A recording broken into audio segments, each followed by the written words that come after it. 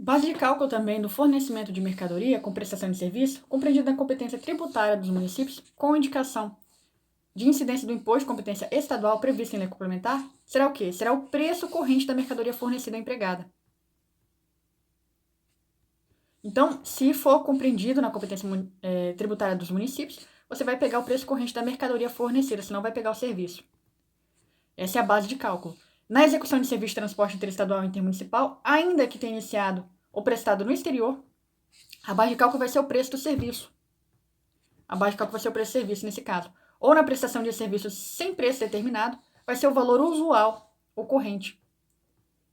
Assim entendido aquele praticado na praça do prestador de serviço ou na falta, aquele constante na tabela baixada por órgão competente. Então, nós temos dois casos de base de cálculo aqui.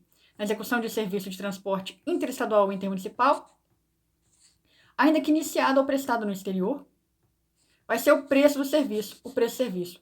Mas, na prestação sem preço determinado, se tiver uma prestação sem preço determinado, ou seja, não tem esse preço do serviço, você vai pegar o valor usual ocorrente, assim entendido aquele praticado na praça do prestador de serviço. Então, qual que é o usual ocorrente? Aquele praticado na praça do prestador de serviço.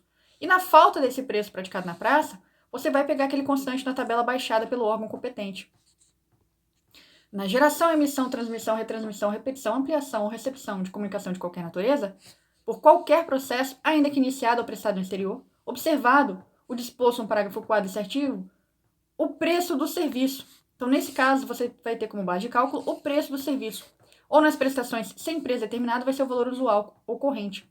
Assim entendido, aquele praticado na praça do prestador de serviço, igual no inciso anterior. E na falta vai ser aquele constante da tabela baixada por órgãos competentes. Bem, então ali em cima a gente tinha uma execução de serviço de transporte interestadual e intermunicipal. Agora a gente tem uma geração, emissão, transmissão, retransmissão, repetição, ampliação e recepção de comunicação.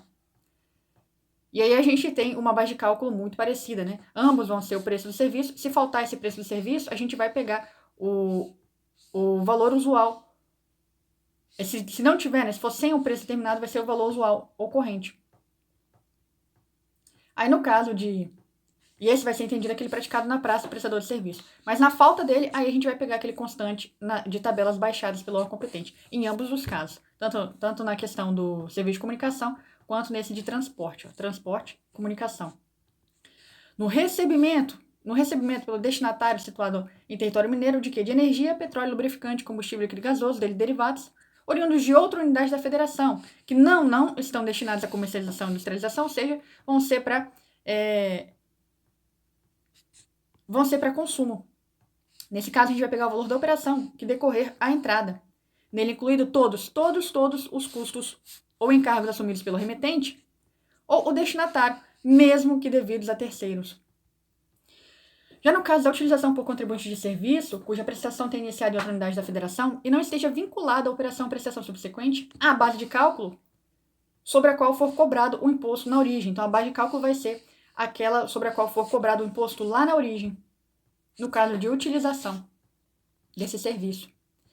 Na saída de mercadoria em retorno ao estabelecimento que tiver remetido com suspensão para industrialização, beneficiamento não industrial ou acondicionamento não industrial, o valor destes, então vai ser o valor destes, acrescido do preço da mercadoria em que for empregada.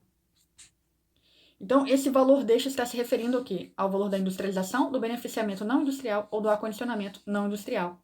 O valor destes, acrescido do preço da mercadoria empregada, se for o caso. No recebimento pelo destinatário de serviço de transporte e comunicação prestado no exterior, o valor da prestação do serviço, essa é a base de cálculo, o valor da prestação do serviço, acrescido, se for o caso, de todos os encargos relacionados com a sua utilização. Então, se for o caso, você vai acrescer todos os encargos relacionados com a sua utilização. Na venda de produto, objeto de arrendamento mercantil, leasing, em decorrência da opção de compra exercida pelo arrendatário, o preço fixado para o exercício da opção de compra.